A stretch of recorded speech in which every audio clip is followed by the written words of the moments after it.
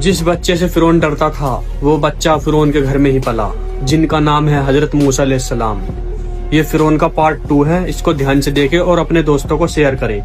فرعون نہیں جانتا تھا کہ اس کی سلطنت کا سب سے بڑا خطرہ اس کی آنکھوں کے سامنے ہی سانسیں لے رہا ہے۔ جس بچے کو ختم کرنے کے لیے تلواریں چلی تھیں، آج وہی بچہ فرعون کے محل میں پل رہا تھا۔ مگر حیران کر دینے والی بات یہ تھی، جب بھی آسیہ علیہ السلام اس بچے کو گود میں لیتی تو ان کے دل میں ایک عجیب سا سکون اتر آتا اور وہ بار بار فرعون سے کہتی، یہ بچہ میرا ہے، اسے کوئی نقصان نہ پہنچانا۔ اور فرعون بھی حامی بھر دیتا، مگر اس کے دل میں ڈر اب بھی زندہ تھا۔ ادھر دریا کے کنارے ایک غمگین ماں بے چین کھڑی تھی، اس کی آنکھیں ہر آتے جاتے صندوق کو ڈھونڈ رہی تھی۔ کاش کہیں سے وہ صندوق مجھے مل جائے، مگر اللہ نے اپنا وعدہ پورا کیا۔ اسی بچے کو اس کی ماں تک لوٹانے کا انتظام کر دیا۔ محل میں ایک اعلان ہوا، اس بچے کے لیے ایک دودھ پلانے والی دائی چاہیے۔ کئی عورتیں آئیں مگر بچہ کسی کا دودھ پینے کو تیار نہ تھا، اور تبھی قدرت کا کرشمہ ہوا۔ اچانک حضرت موسیٰ کی ماں محل میں لائی گئی، اور جیسے ہی بچے کو ماں کی گود ملی، حضرت موسیٰ نے دودھ پینا شروع کر دیا۔ یہ منظر دیکھ کر حضرت آسیہ حیران رہ گئی، فرعون بھی چپ تھا۔ اور اس طرح جس ماں نے اللہ کے حکم سے اپنے بچے کو دریا میں چھوڑا تھا، اسی ماں کو محل میں اللہ نے عزت کے ساتھ اس کا پالن کرنے والا بنا دیا۔ سبحان اللہ۔ اور پھر سال گزرتے گئے، موسیٰ بڑے ہوتے گئے، ان کی آنکھوں میں سچائی کی چمک تھی اور دل میں ظلم سے نفرت۔ مصر کی گلیوں میں بنی اسرائیل کا درد حضرت موسیٰ دیکھ رہے تھے، کوڑے، زنجیریں اور انسانیت کی توہین۔ ایک دن ایک قبطی اور ایک اسرائیلی کے بیچ جھگڑا ہوا۔ حضرت موسیٰ نے ظالم کو روکنا چاہا، مگر حضرت موسیٰ کے ایک ہی وار میں قبطی گر پڑا اور مر گیا، اور یہ حادثہ سلطنت تک پہنچ گیا۔ فرعون کو پہلی بار احساس ہوا اور اپنے خواب کی یاد آئی، اور پھر حضرت موسیٰ کو مصر چھوڑنا پڑا۔ وہ اکیلے ہی ریگستان کی گمشدہ وادیوں میں چلے گئے، مگر ہمیشہ کے لیے نہیں، بلکہ تیاری کر کے واپس آنے کے لیے۔ اور یہیں سے شروع ہوتا ہے ایک نبی بننے کا سفر، جس کے بعد شروع ہوگا وہ دور جہاں لاٹھی سانپ بنے گی اور سمندر راستہ دے گا، اور ایک ظالم بادشاہ اپنے انجام تک پہنچے گا، کیونکہ اللہ جب فیصلہ کرتا ہے تو صدیاں یاد رکھتی ہیں، اور بڑے بڑے بادشاہ بھی بے بس ہو جاتے ہیں۔ بے شک اللہ ہر چیز پر قادر ہے۔ اگر آپ بھی حضرت موسیٰ کا کم بیک